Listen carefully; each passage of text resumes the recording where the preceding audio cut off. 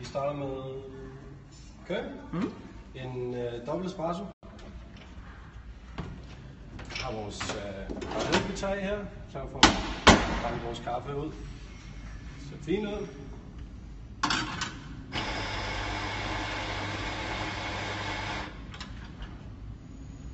Tamer vi vores straffe her, sørger for at holde det plant. Vi bruger skulder og albu. Vi fjerner det værste her. Sådan der. Så skyller vi lige gruppen ud her, hvis der sidder lidt gammel kaffe, og også lige for at stabilisere temperaturen. Så har vi vores indklød her, som vi kan bruge til maskinen og til bordet her, og den anden bruger vi til steamer. Dobbelt espresso og dobbeltshot. Så har vi en løbetid på mellem 20 og 30 sekunder cirka. Og kaffen skal løbe sådan forholdsvis jævnt ud.